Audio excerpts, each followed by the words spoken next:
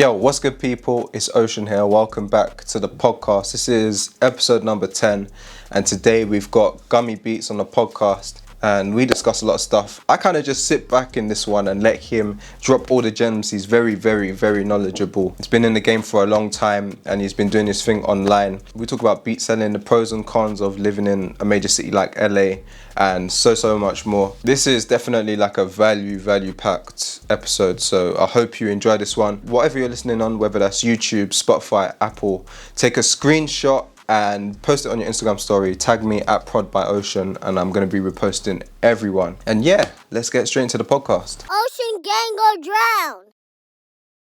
What's good, people? It's Ocean here. Welcome back to the Ocean podcast. Today I got a special guest with me. I got Gummy Beatz. What's good, bro? What's going on, man? How you living? I'm living good, man. Everything is blessed. How about you? Honestly, I can't complain. I would like to complain, but I can't. Like, compared to like all the people, what's going on, you hear people losing their job and all kinds of stuff, or businesses completely crashing, people owing, money, and like April was okay for me, Yeah, all things considered. I feel you. That is the beauty of being online, being an online producer, especially. Everything is just, I feel like for us, not much has changed too much, luckily. Like, we're still doing all right. We're still doing good. Yeah, I mean, overall, it's a little early to really tell. I mean, I'm sure there'll be some sort of things that we will feel 6 months down the line. But I think we'll be able to adjust to that, to that specific moment and what's going on. Mm-hmm. Bro, I know you're calling in all the way from Russia today, which is it's crazy. How long you been living out there? I think 7 years now, man. Yeah. Oh, damn, that's actually quite a long time. Yeah, it's finally sunny. It's warm, and I wore shorts today. It was nice. It's like nice weather. That must be rare in Russia. I'm sure it's like always snowing, like in winter. Yeah, exactly. So that's why you take advantage of the summertime and all of that, because it's like when I live in California, it's like year round the same shit. Just slippers, tank tops, shorts, and I guess you don't really have like what's that word I'm looking for? Appreciation for all that, because it's like normal, Yeah. So, bro, let's start from the beginning. Let's take it all the way back to young Gummy Beatz getting into music and all that good stuff. Before I was even Gummy Beatz. Yeah. So yeah, I mean, typical story as far as like the whole, my friend was like making beats, and like I remember one time I was at the skate park or something, and he was like, "Hey man, don't you like play guitar or something, or play keys a little bit?" And I played guitar, and I could play some keys and whatnot. And I was like, "Yeah." He's like, "Hey man, come through to my house. Like, I need, I've been doing all these drum patterns and stuff, and can you like, you need to lay down some keys." So I was like, "Okay." I don't even know what the hell he was talking about.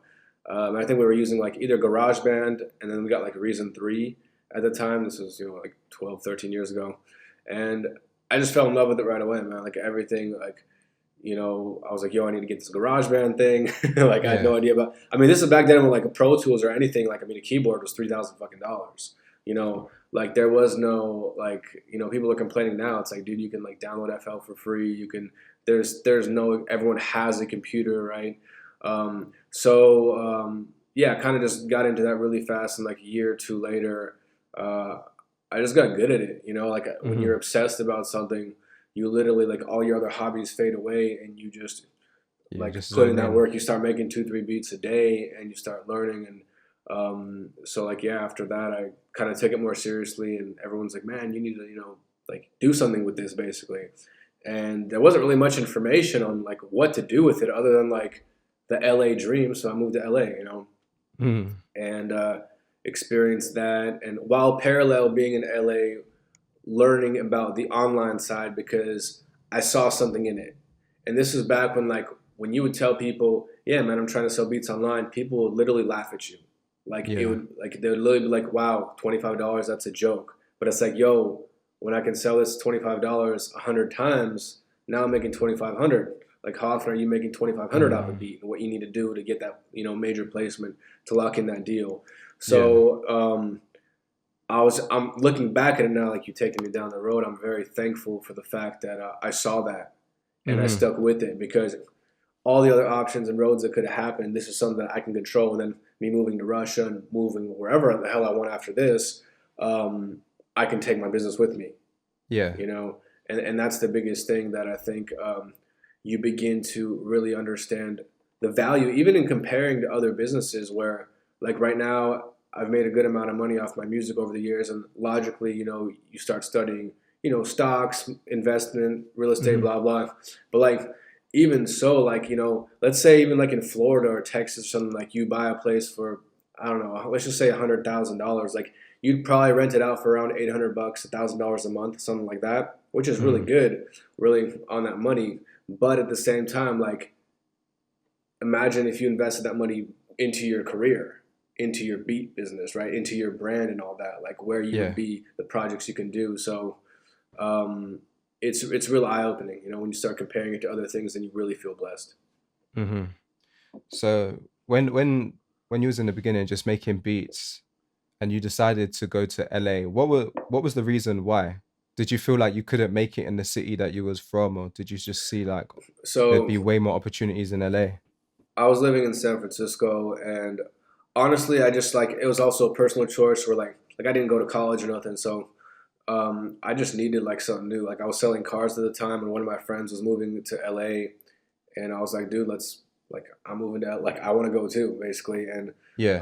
of course, I had no idea, I had no plan. I never actually even been to LA. That was the first time, like not counting Disneyland when I was like 5, you Hmm. know. That was the first time like I remember just driving down Highway 1, just like I don't even know where the hell I'm going. I found some like on Craigslist. I found some random like place to live, and just Yeah, I prayed to that's a God big that it like risk. hey, it all kind of worked out. Mm. And so I had no plan, but I guess you think of it as this one thing where it's like, oh, I'm gonna go network in these studios and all this stuff, but and I mean it starts to happen bit by bit. Like you just start going to like little house parties, you start meeting neighbors. Like it's very open as far as the networking thing because like new neighbors will move into your apartment building and like you'll just meet like be like, hey man, let's go smoke. Like hey guys, you want to grab some beers? And like Yeah. it's very open to go and do that, and then through that, you can meet people. But then it turns into this like nonstop like name dropping thing where it's like, yeah, I know this and I know that. Like I started seeing like I guess God showed me these people who, were in their 30s who were like it's almost like this 10 years went by and the same thing was happening Mm. where they were just continuing to name drop and they're like this one step away from whatever that moment that will change their life supposedly.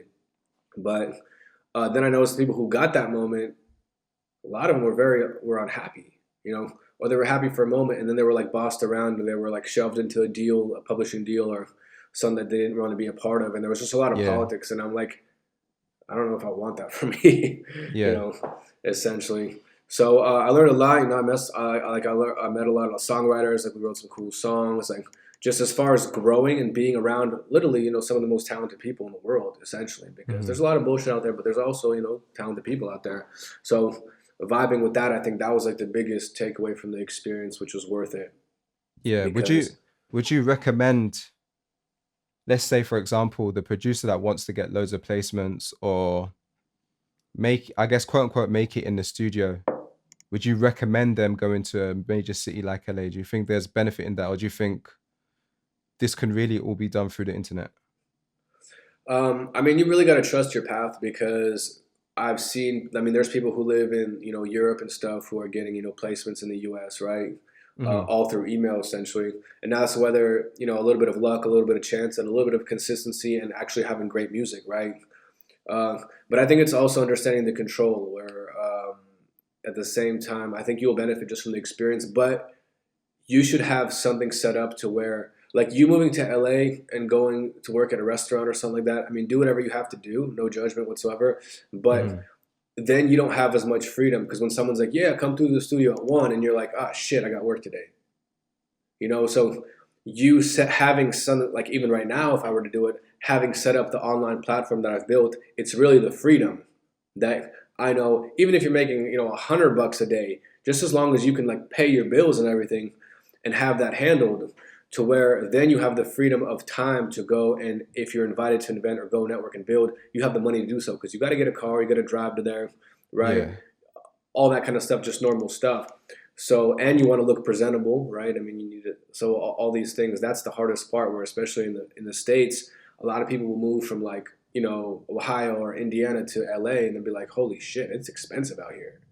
And Yeah, it's that's way another more thing that pricey people don't than understand. most It's like, places.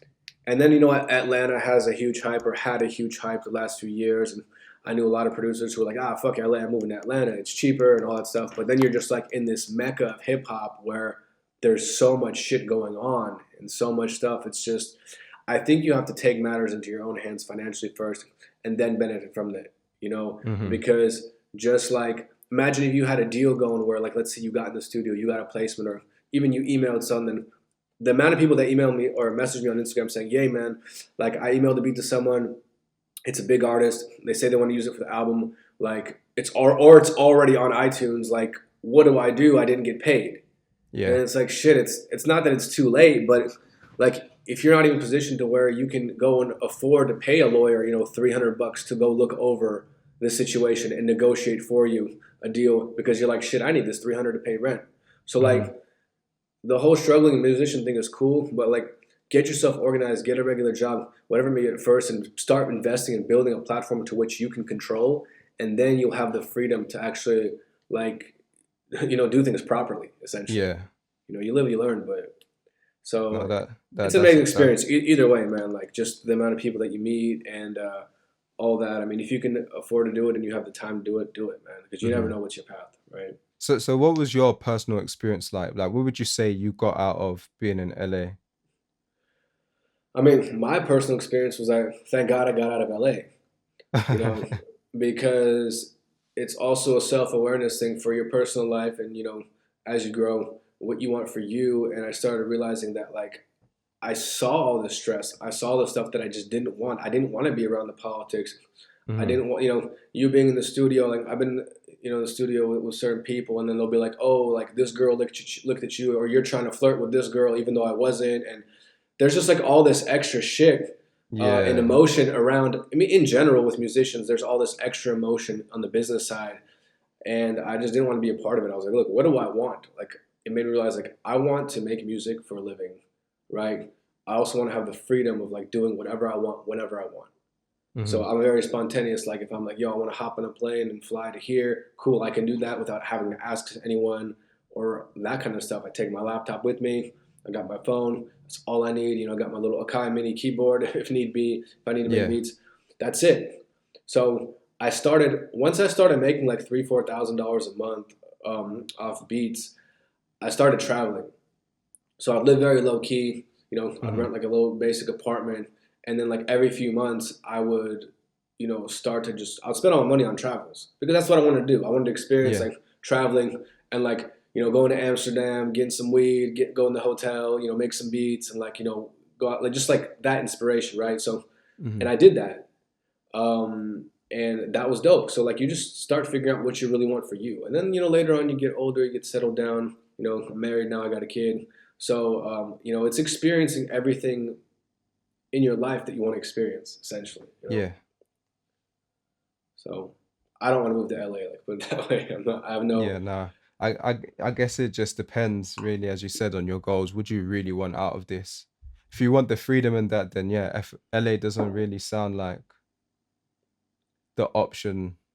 Well, it's funny. I talked to S1. He's a producer. Producer for Kanye, and Yeah. Yeah. a lot of, and he's he lives in Texas, and he said that he's like I don't want to. I never wanted to live in LA. He's like I live in Texas where I have my home, I have my family, I can still have a normal life because that's what he Hmm. wants. And he's like I can go fly out to LA for 2 weeks, book a hotel, and just do everything I need to do, and then fly back. So saying would be like if I have stuff to do, like I can fly in, get it handled, boom, and Yeah. then I'm Just back quick out. in and out, I guess. Yeah. Yeah, and the rest you can do online anyway. So connecting the dots. So that's the benefit of today, especially where a Hmm. lot of producers like. Um, if you can, the funny thing is, like I don't know, like how much of your audience is, like even in England, there's different. I'm sure it varies in price of living in London versus I don't know, Oh yeah, whatever 100%. London something is like the LA equivalent, and exactly. everywhere else is a lot So cheaper. the fact that you can live somewhere cheaper and live your life. So it's not like you need $10,000. Like you can make $2,500 a month and rent a place for 1,000. You need like 500 for food if you're a single guy, I guess, a young person, and that's it. You're Mm-hmm. living your dream life. And then after that, you invest in building. When you want to get to those six figures, then you got to start really investing in building a brand and a business out of things and start connecting dots in a different way. Yeah. But it's not like a lot of these guys. I'll be like, "Yeah, man, I'm thinking of moving to LA." Like, don't, or like a bigger city. Stay where you are. Build around that, and like fly in when you need to. Like Mm-hmm. you be in control of that shit. Keep the control as Yeah. much as you can in the music business. Yeah. Definitely. All about the ownership and that. So after you left LA and you started focusing more on the online stuff, what was that like? Because I guess back in those days, there probably wasn't like a BeatStars, or There the wasn't a the beat beat selling stars. platforms was probably like really still early.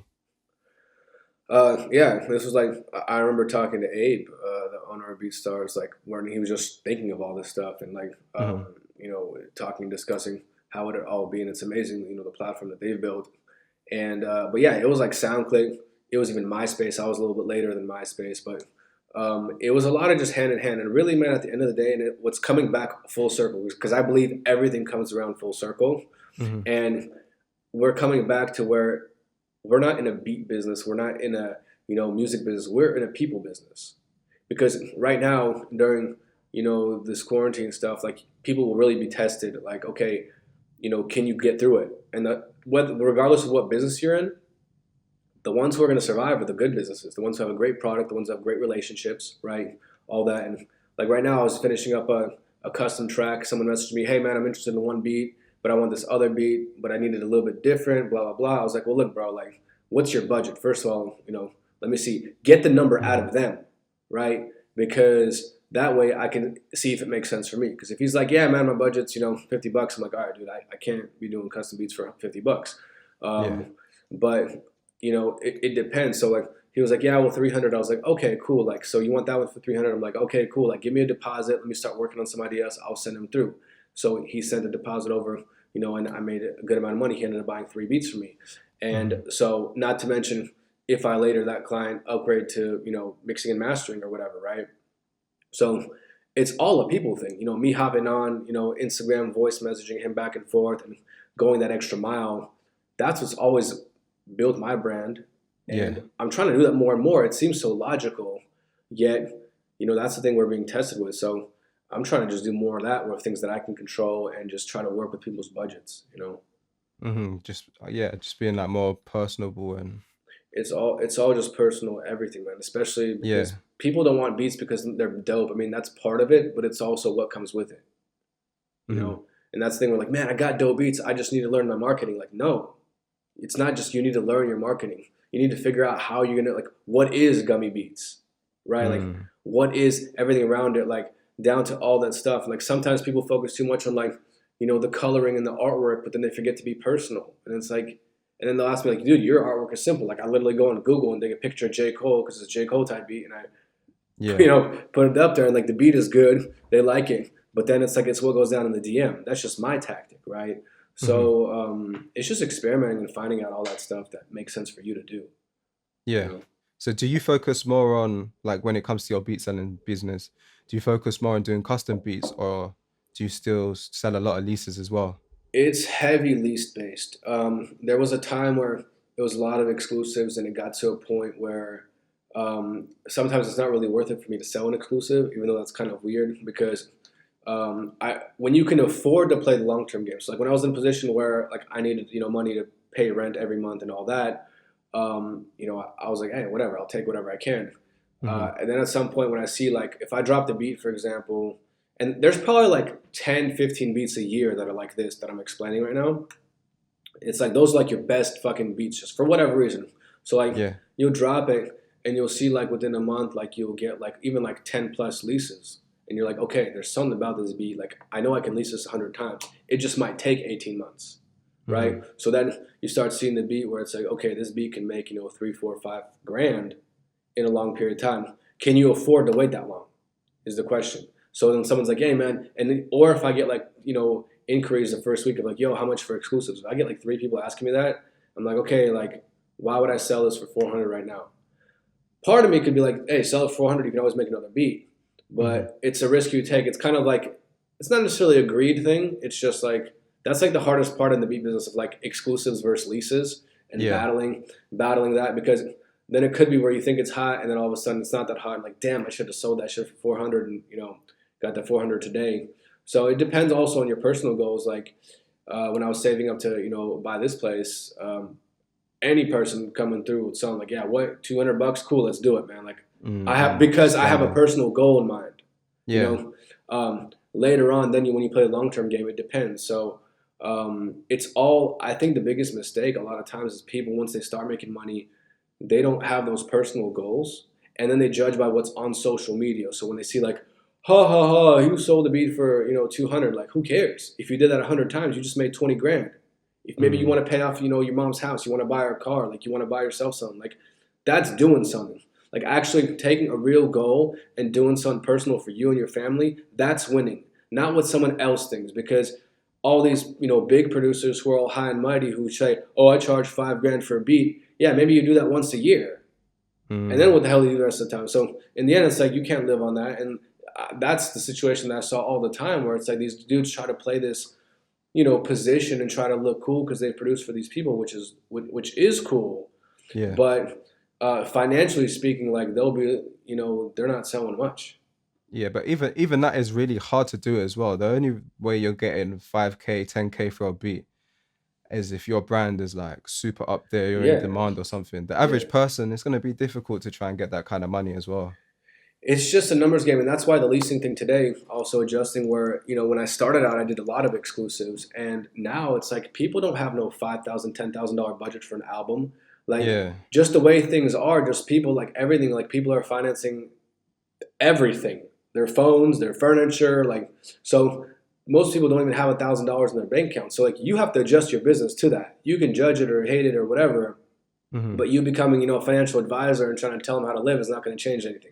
So Yeah. it's understanding that say, okay, so it's a leasing game, and okay, and it's buy one get three free, or it's this and whatever's in the game. So I used to fight. I was fighting against a lot of that stuff, like just internally, because it's your ego saying like, what the hell? I don't want to give away 4 beats for $100.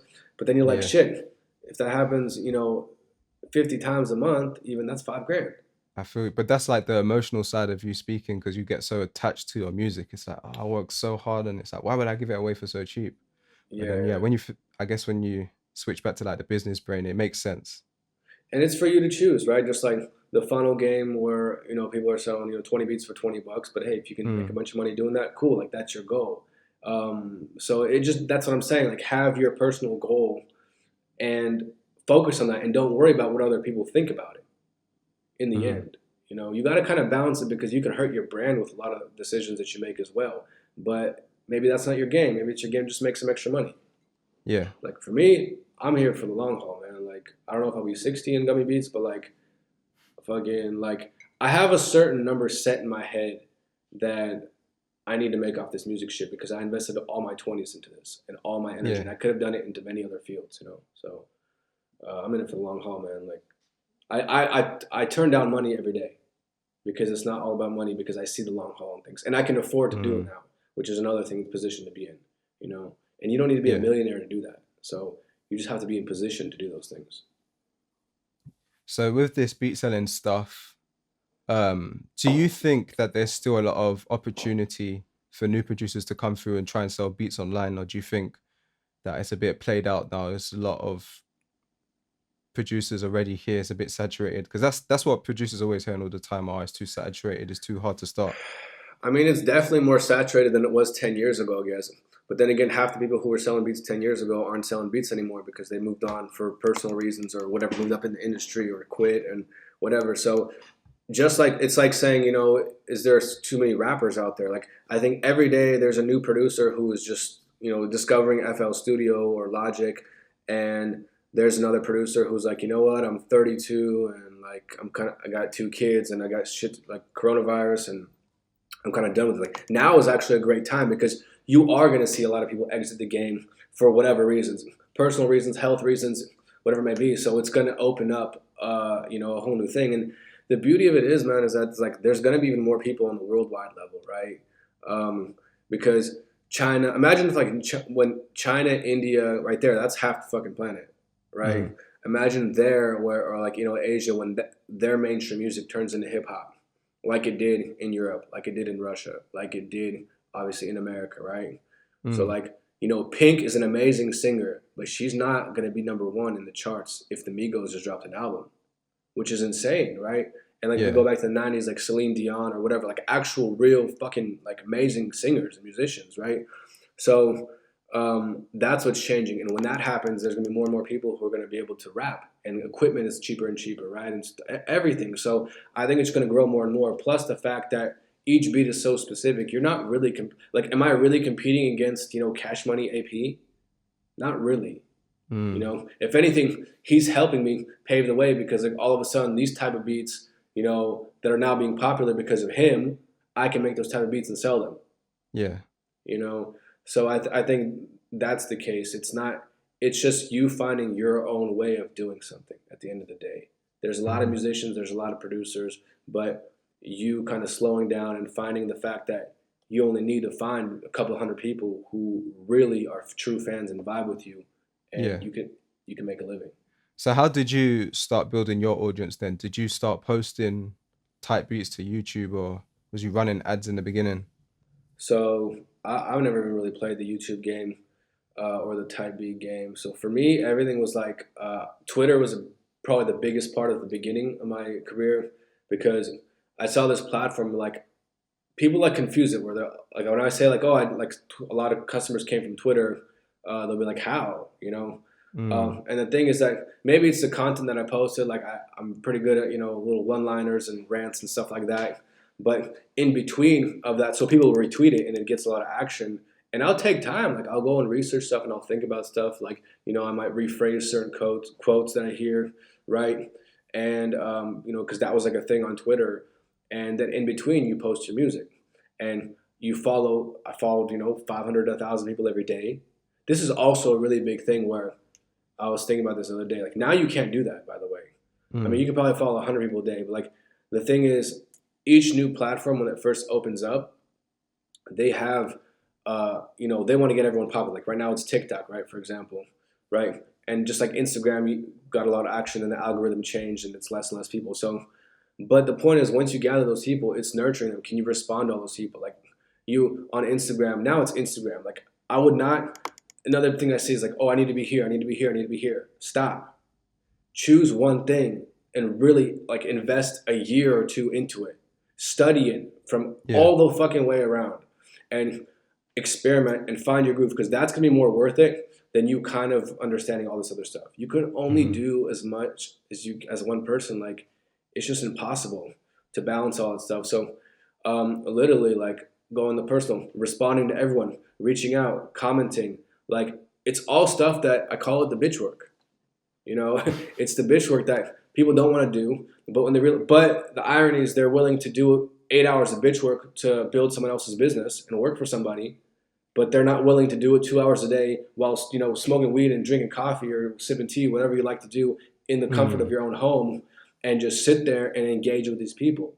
And then while you're taking a shit, excuse my French, being on your phone and not looking at stupid ass memes and dumb shit, but responding and engaging with people. Because Yeah. maybe those 24 comments that you made today, maybe in 3 months, one of those fuckers is going to buy a beat from you or Mhm. ask you for some mixing and mastering or whatever you offer. So it was just that numbers game and that ambition of like, I was like, I had this idea. I was like, this is going to work. Like it seems, but I wasn't spamming anybody. I wasn't like, hey, check out my beats. All this. Yeah. No, I was giving. I was engaging in their content, saying, "Yeah, man, that's a great song." Who isn't happy about that? How would, like, imagine you get a notification of a comment with a compliment, someone just followed you, and a like. How would you hate that person? Mm. And by the way, I'm not like, yo, buy my beats. Let them go, and they're already going to go to my page. And if my content is good, they're gonna be like, wait, who's Gummy Beatz? What's this? Oh, cool. Let me check out his website. Blah blah. And I can see by Yeah. my statistics when I do that, because I'll be like, and the thing is, like, you don't need hella people. Like on my last post, I was checking on my beat post. It was like 24 clicks to my website. Out of those 24 people, if 2 people buy a lease for $50, that's $100 I just made off that one post, essentially. Yeah. So That's kind of the mindset. When you start really breaking it down, the numbers don't lie ever. So how long would you say every day, for example, you sit there and just spend time answering DMs and engaging and really putting in, as you say, that bitch work? I mean, depending on what I do, but I think throughout the day, over the years, I've really created a comfortable, just kind of way where like I'll do some in the evening, I'll do some throughout the day. It's probably like 4 or 5 hours, Mm. man, like on average a day, Okay. especially like in Instagram because that's just how much traffic I'm getting in messages right now. So that's also, but I mean, like just starting out with like doing it even an hour a day. So like if you're working a job or what you do on the weekends, like it's all about organizing your time because like you can be like sometimes like when it's nice weather, I'll go to the park, I'll sit on the bench because I need to get some air, in the studio all day type shit, and I'll just whip out Mm. my phone and I'll start engaging and responding or whatever I have written out for that day.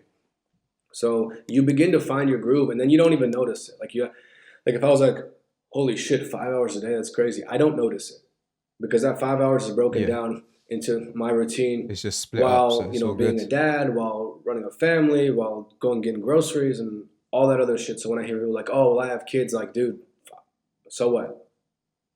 Hmm. Organize it. That's you should be even more motivated. Like, so it's just you can't feed ambition into people. You have to find it. You have to seek it. Yeah, nah, you definitely can't want it more for someone. Someone has to really want it for themselves to actually take that action, no matter what you do. Let me I know you're big with the TV licensing stuff and sync placements. Talk to me about that. Like, how did you get into that side of producing? Well, when I was, going back to the beginning of our conversation, when I was in the whole, first few years of making music, I really couldn't understand like leaving space for the artist when I was making beats because I'm very musical. So I'd have all this like new shit coming in. There'd be like strings and the flutes, as you love your Yeah. flutes. I love the flute and like all this new stuff and all this extra stuff. And then like I'd be showing it to local artists at the time, and they're like, "Yo, like I can't really rap on this." You know, like where do I Mm. rap? You keep coming in with the damn flutes and the guitar and all this extra stuff. So it's one. Then I started learning. I had to keep it in the hook and then like leave. Just like a pads. The pads or whatever, the space for the verses. But so yeah, everyone was like, "Man, like this sounds like this should be on TV." Just everyone kept saying that, Mm. and I was like, "What do you mean?" And that was probably the other like logical reason why I moved to LA because I had no idea at that time. There was no information online. Really, still isn't much. And I was just like, okay, I'll figure it out in LA, Yeah. basically. And I actually, some manager ended up finding me like on Facebook, and it was kind of a weird situation where like I had to pay for management, and which I then realized was like not that it wasn't legal or whatever, but it wasn't really the right way. Hmm. But overall, this is why I say like those 9 times where you spend money, even if it all failed, it will get you to that 10th time that will make it all worth it. And it was. So like, and this is by the way, someone just like $1,000 to talk to them for consulting Hmm. because, and obviously $1,000 is a lot of money, but I was like, I want this. Like, I just believed like, fine. Like I sent her $1,000 PayPal. I remember that day. And, we got on the phone and started talking this like there's different how this whole business works and how there's exclusive deals and non-exclusive deals and how there's licensing that is smaller companies that are building up clients as well, so it's not all just about like, hey, I work at MTV and I make Hmm. music, where the whole business was being revolutionized into the online format. And as like YouTube and Netflix and all that stuff started coming about, the way they started not paying musicians to make music for hire, they started paying a fee to license the music. Yeah. So learning all that, and I ended up like getting in a fight with the manager like years later, or like a year and a half later. But all the stuff that I learned and got away from, I connected the dots, and I ended up landing a couple deals with some licensing companies. So, and this was a time where we'd send out an actual physical CD to a company. So you'd find out like she'd be like, hey, here's a company. Like she'd be in New York, networking with people and be like, oh, here I just met a music Yeah. supervisor working at this company. Go send out a CD here. So I'd have to make a CD. I have to spend like $38 to first class mail the CD. Hmm. so it gets in their hands. Because if you just mail something, it's just like an email right now, right? It's like they can just ignore it. Versus first class mail, you have to sign for it. At least it's in their hands, right? So again, all this extra stuff. And so that was the experience. And later on, as it built, I started kind of figuring out stuff myself. So like for you guys out there to, to give some value, today how it works is there is, so each, let's just say, channel or each network has a music supervisor or several music supervisors that work there. They're the ones that are in charge of fitting the music to the film. And so what they do now is they work with licensing companies. The point is to solve their problem as fast as possible. Everything is just convenience, like it always is in any business, right? So the point for them is that they don't want to go out and search for musicians and be like, hey, I need 45 minutes of this. Can you start making music? Like, they don't have time for that shit. Wait while you're doing it, waiting deadlines, like all that shit is quick. Over. Unless it's a, like a movie and it's like Hans Zimmer or some shit, right? And like Pirates of the Caribbean, but they know he's pretty reliable of a guy. So understanding how the whole business shifted to where they now don't need to spend $2,000-$3,000 on paying buying out the music and owning it, because like really, what if it airs one time? Why should they pay for exclusives to air it one time if it's like a sports show? Like it airs once, maybe it gets some, obviously it airs like online and stuff, but overall it's not like our Seinfeld situation, right? So they work with licensing libraries, sync licensing companies online. Everything is done on the internet, and they log in and they actually are able to search their database and find what to do, or find like specifically, they can search by like tempo, they can search by genre, what fits their genre, right? So it's basically just like a whole library of music that they can just draw from and throw it into those. Exactly. And they already have an agreement. They can see the fees right there. They can literally download it to their computer, right? And it just depends on which company, right? I mean, all different, fees, and depending on if it's, national, if it's for YouTube, if it's for, a huge, a Netflix project. So that's how it works on the back end side. So your job as a producer, as a musician, is to submit to these libraries. Even though they're acting as a middleman, it's much faster for you to go and build your library within other licensing libraries than for you to go and try to reach out to this music supervisor and be like, hey man, what's going on? Like, so do you? It doesn't benefit them in any way to find you, because they already have a system. They're not going to get paid more. They're on salary for the most part. So you have to really understand like what's in it for them. Like when there's like a Usher, album being made, and there's a A&R who might get a cut of the publishing, that's worth it for him to go and move around and do some shit, right? And that's why he's going to work for his, for that, few percentages. But for here, it's like they're doing their job, so they're like, what's the point? The faster way is to play the game of you being in as many libraries as possible with your music and it getting consistently licensed and just existing for who you exist for. Make the music you make. Like if people are like, oh, is it a saturated market? Like not at all, because most people ignore it, right? 90% of people, producers especially, they're focusing on trying to get placement on the next Little Uzi album. Right? For sure. So, but even though 12 people are going to get that spot. Versus the, I don't know, millions of hours of film that's going to be produced the next year on all these platforms in every single country. Like in the UK, do they have like the UK Netflix or whatever, like streaming services? Is there like a UK we've version? got Netflix. I don't know if there's like an English version where it's just only English programs, but we have like all the Netflix, the Hulu as well, that kind of stuff, the Amazon Prime. Yeah, that's 3 right there, right? So in Russia, there's 5. Aside from Netflix and all that stuff, just in the streaming online thing, right? So think about that in every country. Think about like I had a guy from India asking me about licensing, like, oh, I don't know if it's like it'll work for India. I'm like, what do you mean? Like India produces like some of the biggest film projects in the world. Yeah. People just don't know that. Like the Bollywood stuff. Like, are you kidding me? Like it's huge. What? Like there's or like Turkey. Like I don't know. It's everywhere. Turkish films and stuff. It's so weird. But like I don't know why Turkey produces like a lot of like soap operas and stuff like that. My mother-in-law watches all Yeah, the my dad time. watches some Game of Thrones equivalent, but it's similar, but it's not the same Okay. thing, and it's got like loads and loads of episodes. Yeah, yeah, I think I know exactly what you're talking about, Yeah, dude. So yeah, I think that's the other thing for like the American listeners and stuff. They're so boxed into the U.S. world, they don't understand that a lot of the international stuff pays more as well. Like my international ASCAP check sometimes is bigger than my domestic U.S. check nice. because for whatever reason, a show might get hella popular in another country, but like not be popular in America. Yeah. So like sometimes like it's just like oh it didn't work here, but just like The Office in the UK, right?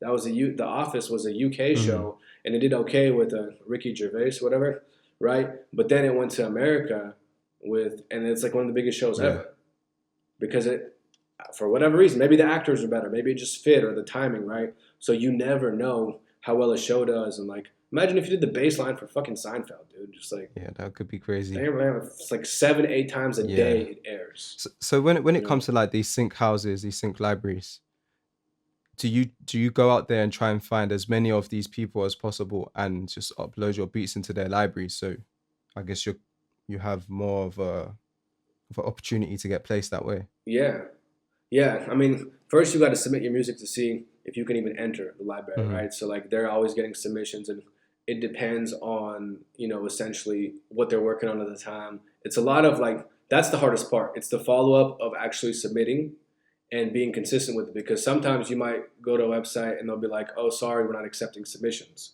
That doesn't mean like, "Oh, forget about this site." It means note it down somewhere, write it down, check back in 3 weeks because then they'll open up again. Maybe they just finished up a project. Maybe they're on vacation for whatever reason. Yeah. So it's just the consistency of that, and the long term game is something where like in certain libraries, I have over 1,000 beats, which keep circulating because there's timeless music, right? Piano is a timeless instrument. Uh, World music is a timeless. And what's cool about like TV licensing, first of all, what's cool is you always get paid. Mm. Like that's one thing that really attracted me to it. Uh, First few years in is that there was never some bullshit of like them stealing my beat and like me having to get a lawyer. Like they don't need that. Like they Yeah. have money, they pay the fee. They're not attached to the publishing of the music because it's your music. So you own your rights. So they're just like, we're paying the fee. Cool, we need this. We can afford it. That's it. So, and the beauty is whether they can afford $50 or $500 for a sync fee, it's just all within whatever their budget is. To you, you're selling air. Hmm. You really don't care. If it's like some YouTube channel, like, hey man, like, can I license 50 beats for $500? I'll be like, cool, send me $500. Yeah. Like, really, I So don't so how care. does that usually That's your work then? budget. Is it kind of similar to placements with artists? Like you get a fee up front and then points on the back end? Yeah, so it's more so mostly just on the back Hmm. end. So after the show airs, usually the upfront fees will be if it's like a specific bigger show, or like I did Saturday Night Live last year. That was like an upfront check, and then it was also royalties on the back end. Or if it's like a batch of beats. So a lot of times it will be where they'll choose like 10 beats. Like it's rarely like a lot of because they got 40 minutes of music to fill up. So if your music fits, like in Love and Hip Hop, for example, I have like 5, 10 beats in every single episode in all the seasons Mm. because I made a lot of that kind of Yeah. music, like hip hop and R&B, like kind of smooth stuff, and so that fit. And in that situation they'll give you like they'll be like, okay, we want these 10 beats. Here's an upfront check for $1,500, and then the rest will come on the back end 12 months after the royalties start Yeah. collecting. And it depends on the show where sometimes it just airs on TV, but then it keeps getting aired on Netflix. People stream it on PlayStation, like people stream it online. It gets broken down into mini episodes for YouTube channels, right?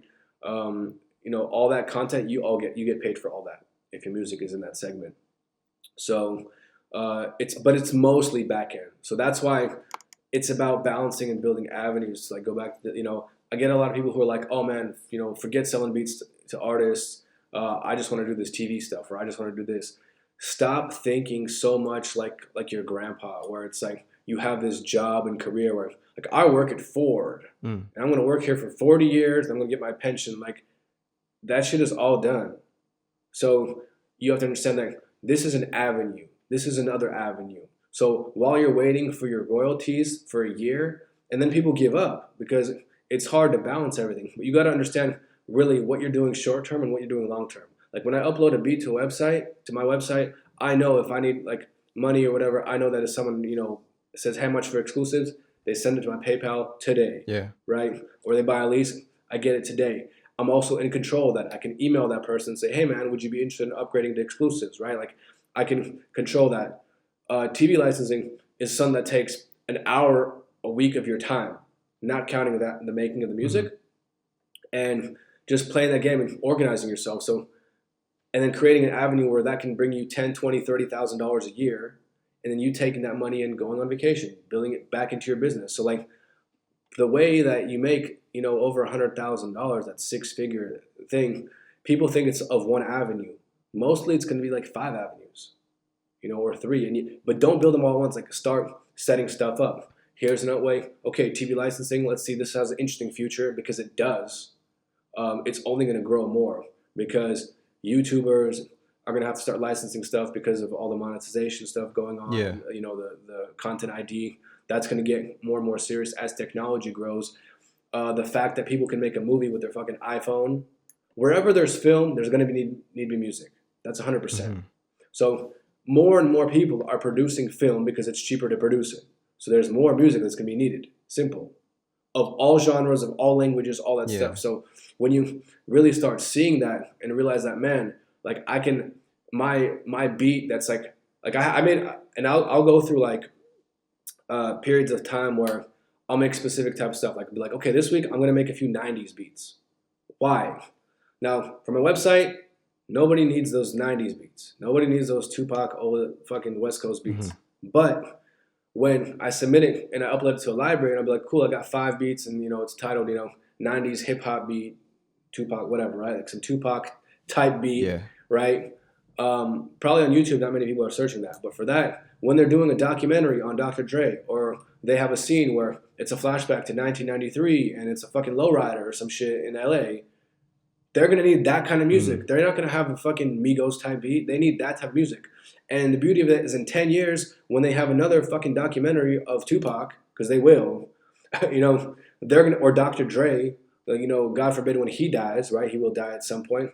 And they're not going to might not be able to afford to license the Chronic songs because that's going to be a $40,000 fee that minimum. Sense. So Scott Storch gets paid, and Dre, and Interscope, and everyone else involved. So they're like, you know what? We need something like Still Dre, and where we can pay, $400 for a fee and license it. And that's where, and you can title your beat, Still Dre, and they'll search something like that, like a Dr. Dre, like the type beat thing works.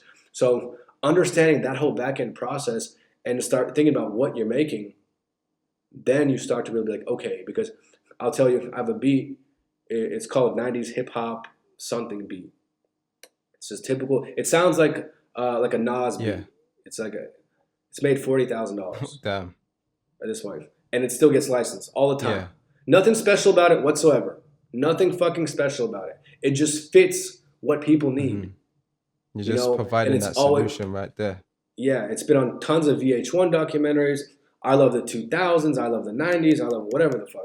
So you start to think okay, what other kind of unique stuff can I do to add to the library? Because once it's in there and in a bunch of them, it just keeps getting licensed. So that's my point on that long rant. No, it all makes sense. That's good, man. So, because I know, as you were saying before, trap is obviously definitely booming across Europe. Every country has their own variation of it with their own superstars who are topping the charts. I'm sure in Russia, there's some trap guy who's probably killing it. Oh, killing it. Yeah. It's happening all over. And the funny thing is, he's making more money than a lot of U.S. artists, which baffles me. Definitely. Because he's getting all the endorsement deals. It's a smaller market, but he's getting the Coca-Cola commercial, so yeah. They're killing it. Do you try, or is that a goal of you to try and work with artists in Russia or in Europe and try and build that way as well?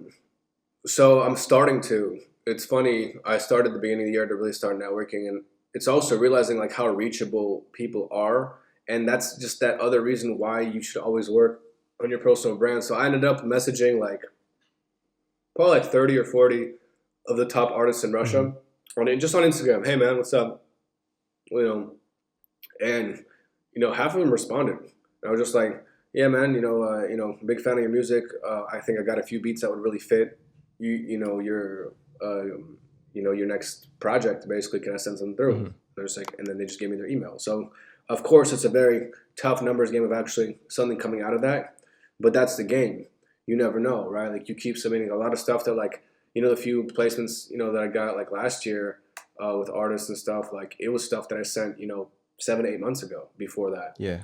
So, and just building and understanding that I don't expect certain things. Like sometimes maybe you do have to give away your beats, for free or whatever. Like it's about building the relationship and seeing how you can benefit. Like so many people will like worry about stuff way ahead of time, which is, it's good, but it's like understand that if my goal of getting a major placement with artists is not even the money side and the publishing side, it's my branding side.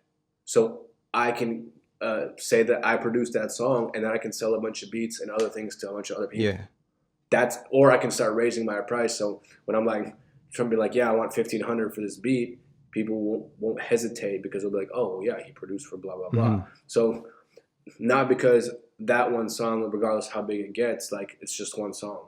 So that's kind of the goal. And I think like I've worked with a lot of UK artists too. So I'm planning on a trip to the UK. So we will definitely meet up at some point after this. I know you got some stuff with Nave Smalls, who's huge in the UK. Yeah, and that was like a time where I had no idea who he was. I mean, at the time. How did that happen? It was pretty interesting. So like, they actually ended up leased the beat for me. It was like this dance hall beat, and I didn't even know. And then later, like maybe 3-4 months later, the manager messaged me like, "Hey man, we're interested in exclusive rights, blah blah." And I had no idea who at this time. I still had no idea like who this was because it's just like an email. Like I don't know, it's like some manager guy. I'm like I don't know. Like they didn't say the artist's name, and so I was just like, yeah, this is what I charge for exclusives, and so they bought it. And a few months later, they're like, hey, we need to do a new contract for this. We decided to use this for the single. We got Tory Lanez on the feature. We're doing a video, all this stuff. So, we did all the publishing and everything set up. So it was a very fair deal, by the way. Nice. Which was nice. And, that. So, like, right there, like, that turned into... And then, again, so I got actually, a major placement that I got paid for. I'm still getting, royalties for it and all that. But the biggest thing is... the content that's for my channel that I get from that, and then the avenue of continuing to then build and send them stuff, So, and then I met a lot of other producers who worked on that project as well. So like when you have an opportunity like that or anything that you do, I think the biggest mistake that producers do is they don't start connecting the dots. They just hope for shit to happen. It's like, so I went out and I was like, okay, the album dropped. I produced a single, which is great. So I reached out to everyone who worked on that project. And I was like, hey man, you're a songwriter. Hey, you produced that song. What's going on, man? I produced Good Love.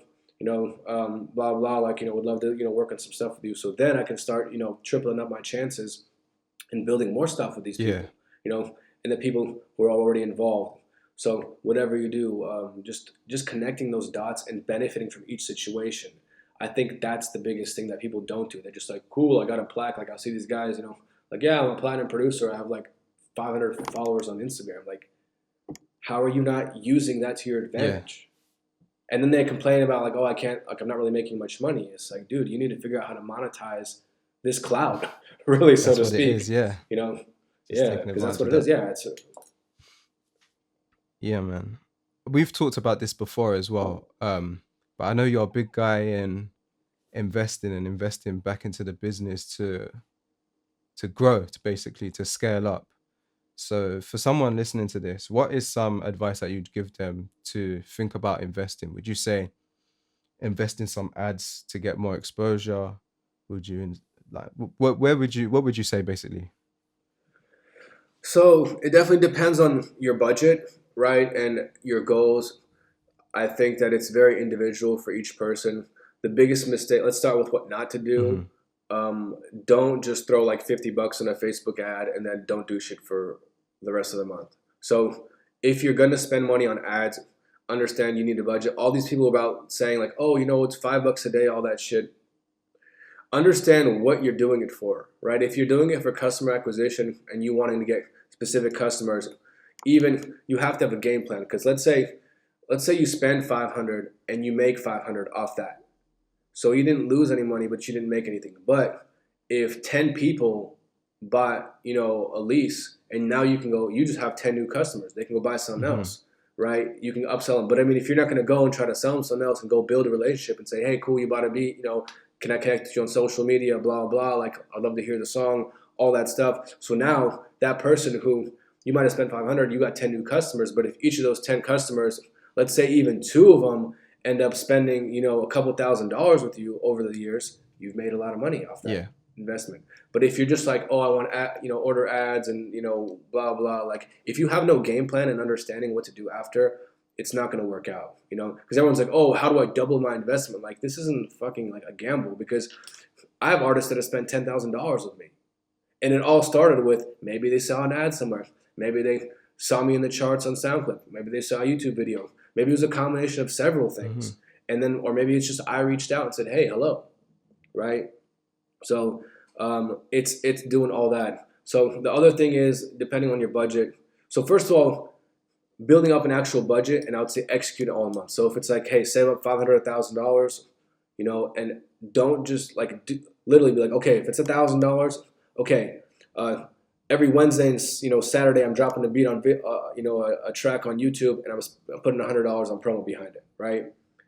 Making sure I study and understand, like, are my hashtags right? Are my everything right? Like everything that you're doing, is the timing right?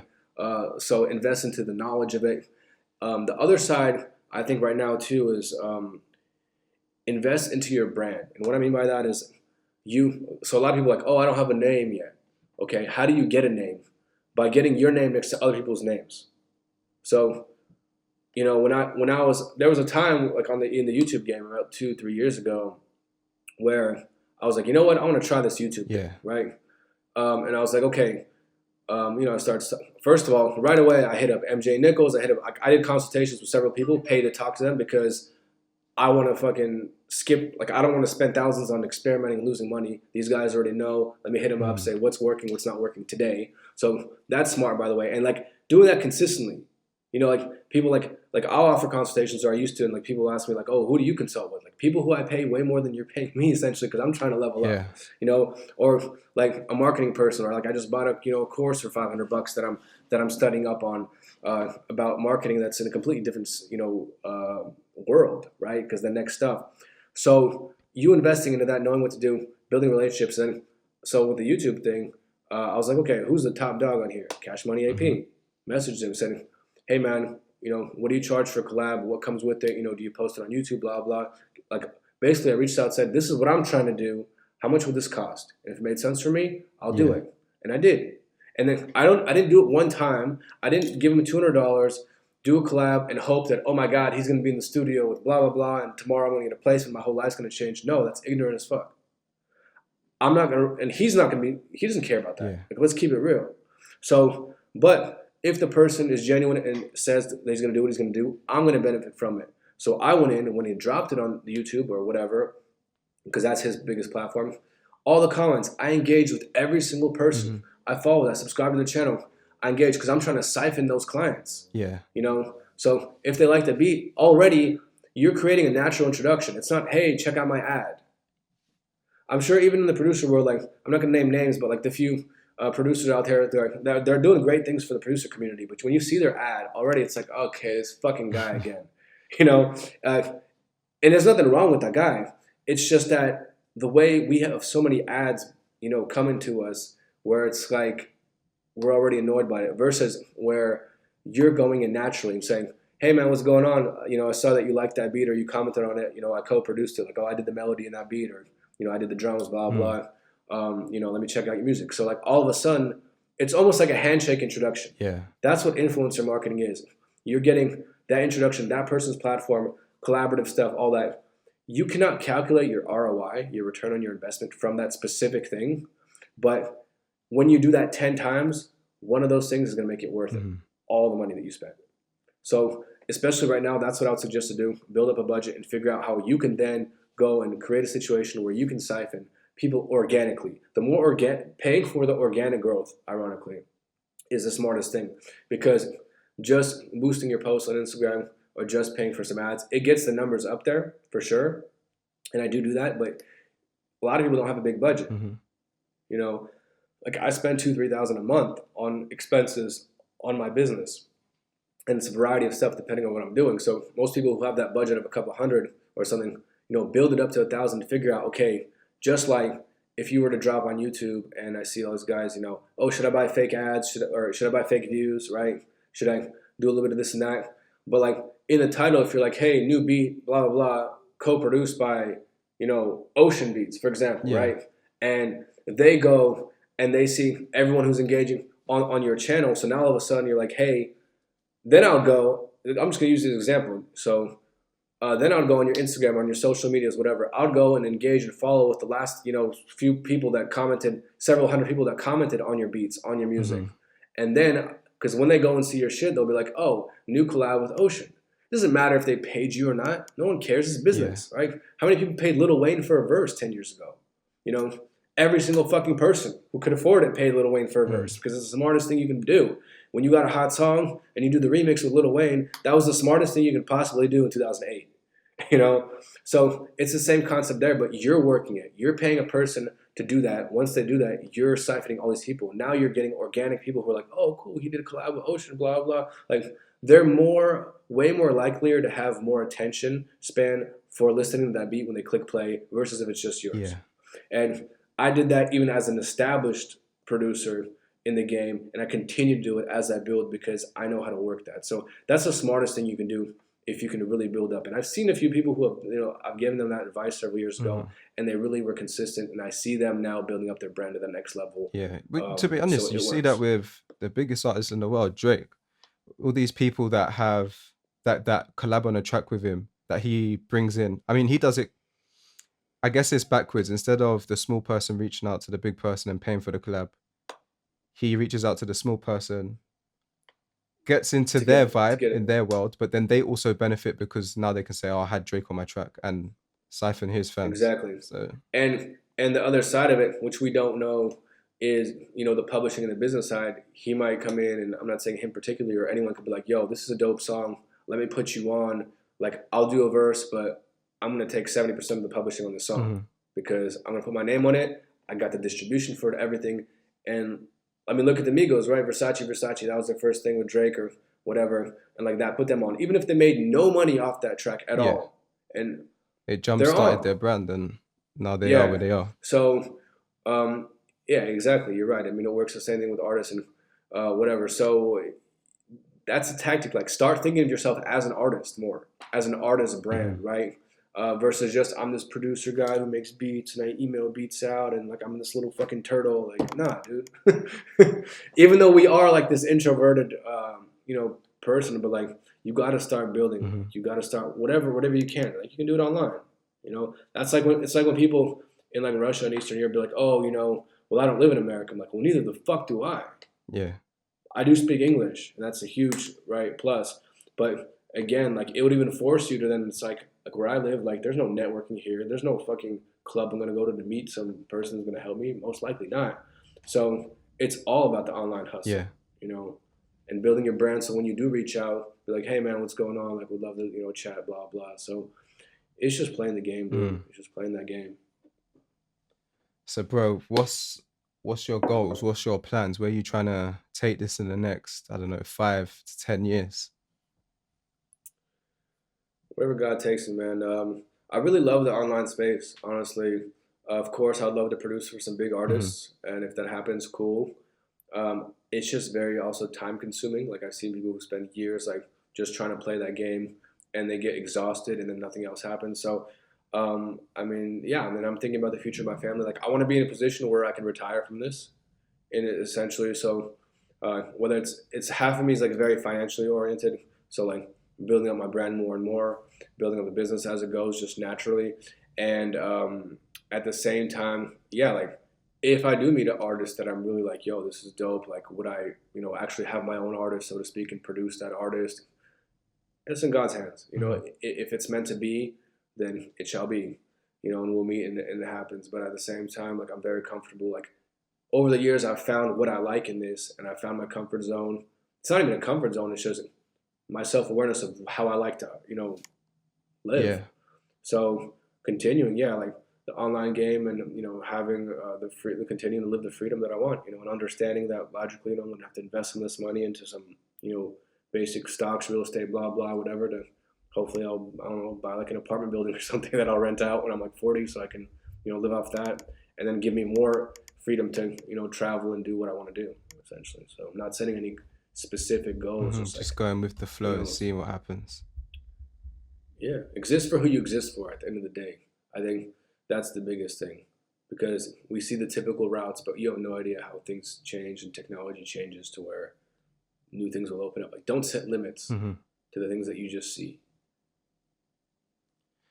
I feel you, bro. Well, that was a good chat, man. A lot of gems. Definitely got me thinking about certain things. Likewise, man, as well. If people don't know where to find you, where can they find you? Gummy Beatz with a Z. Instagram, guys, if you have questions, like, I'm a very open person. You can message me. I'm not like this person who doesn't respond. I try to respond to everyone. So if you have a specific question about anything, just message me on Instagram. That's the best thing to do. Yeah. Sick, man. That's really it. Appreciate you coming on. No doubt, man. Appreciate you, man. And yeah, that's about it for this podcast right here with Gummy Beatz. Go follow him on Instagram at Gummy Beatz, but the Beats with a Z. I hope you enjoyed this one. If you did, hit the subscribe button if you're on YouTube or on Apple. And yeah, like the video. That's about it for this episode. I'll see you in the next one.